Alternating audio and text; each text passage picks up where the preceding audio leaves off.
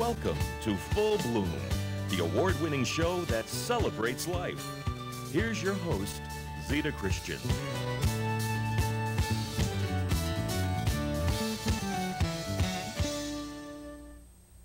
Hi everyone, welcome to Full Bloom. I'm Zita Christian. Child pornography, online bullying, identity theft, enticement of minors. These are just a few of the issues facing children and their parents on the internet.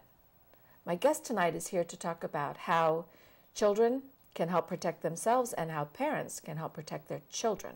This is an important show. Please join me in welcoming my guest, Scott Driscoll. Scott, thanks very much for being on the show tonight. My pleasure. Now, I know you teach courses in internet safety. Tell me a little bit about your background. Well, my background, I've been in law enforcement a little over 20 years, and I've had the fortune of working on several task forces, both state and federally, with the primary purpose of internet crimes and protecting children online. And because of that, I started my business with Internet Safety Concepts to go around and teach people the dangers that I've seen firsthand as a kid while I'm online. You know, I want to talk about some of those dangers because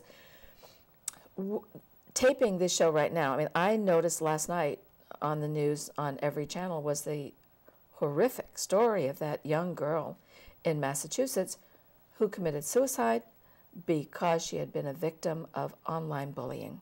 Yes, that was a very tragic story. That was horrible, and my thoughts go out to that family and how awful. And I wonder, from the perspective of the other students who were involved, if they had any idea of the consequences. I wonder the minds of students, do they realize how fragile?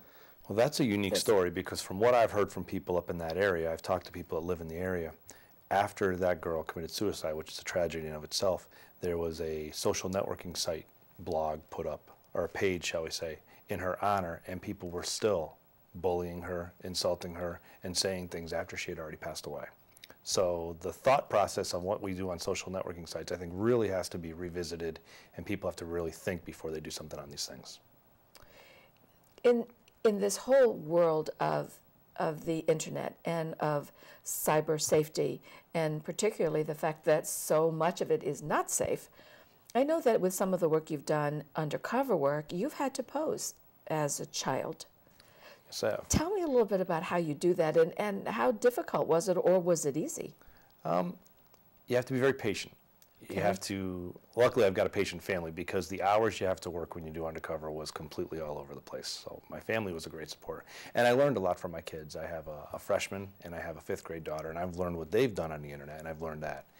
But then it was just a lot of research. I was reading the textbooks that the kids were studying in school. I was reading the same magazines they were reading. I would watch the same movies they were watching. Unfortunately, I'd listen to the same music they were listening to.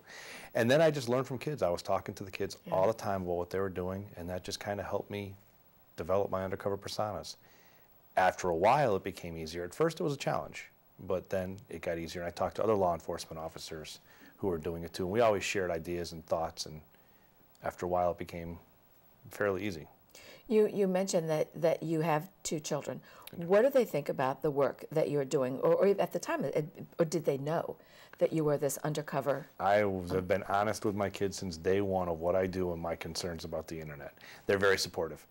Obviously, as kids, I'm sure they want to do more on the computer than I allow them at home, but they're very respectful, and they also understand the dangers of it because I don't pull any punches. What I see on the internet, I share with my kids so they can make sure they're safe. Let's talk about some of those things here. I was on your website, which is quite a resource in and of itself. And one of the things that you talk about is crime investigations that you've been involved with, possession and distribution of child pornography, Yes. Online bullying and the harassment, identity theft. What did any of these, when you were investigating these, were you surprised at the depth of some of the crime, or at some point in law enforcement do you become jaded as to crime? I think not jaded. It takes a lot to shock you. When I first started the internet, that was a step of me getting shocked. I remember the first time going online as a kid and just sat back, and one of my lieutenants was there at the time too, and we just both went, I just can't believe that just happened. As it's gotten older now, it doesn't faze me at all, and the same thing that happened then is happening today. But like what? For parents out there, because I know there's going to be lots of them, that they'll listen and we're talking concepts, but what are the specifics? The first time I was online as a child, I went into a chat room, and I was a 13-year-old girl. That first time, within 5 minutes of meeting someone in that chat room, he told me he was a truck driver driving through the state of Connecticut and would pay me to meet and have sex with him. Oh my. That was the first conversation I had with somebody. And if you really are a 12 or 13-year-old girl, how do you handle something like that? Well, hopefully the 12 and 13-year-old girls aren't handling it all. As an investigator, I was trying to get some more information and try to take where I could develop a case. Even that alone, in my opinion, is what they call risk of injury to a minor in the state of Connecticut. But you got to build cases on it, and it's a difficult thing sometimes. What you want to do is you want to reach through the computer and grab the person, but we don't have that technology yet. Yeah. Yet, I hope. Yes. Okay. Okay. I know that you also teach other law enforcement officers about the internet. So that tells me that this is, as crime goes, quite a growing field, unfortunately. Unfortunately, it is. And with anything like this, we're all learning as we go. I consider my generation of law enforcement officers and parents as the VCR generation. When that VCR clock went off from a thunderstorm, we could go in and we can reset that 12, and that was the coolest thing we could do. We knew how that technology worked. Now, grade school kids have BlackBerries and are communicating with the world, and they're way ahead of where we ever were.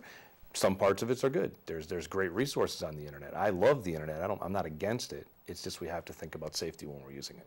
Well, let's talk about the internet for a moment too. Now, I know that it's just celebrated its 40th birthday. Hard to believe. Absolutely hard to believe. And so when do you think in this whole birth and growth process up to these 40 years, when did it start? When did the corruption come in? That's a great question. My gut feel would be not shortly after it was invented, someone figured out this is a good product, but it can be used for other things. It's like anything we have, there's pros and cons, and I think people at an early age realized you could hack into other people's computers and get their information. I'm sure identity theft, people that committed identity theft, when they saw the internet first come out, it was a great opportunity to learn more about it. So I don't know when the first one started, but it's been around for a while.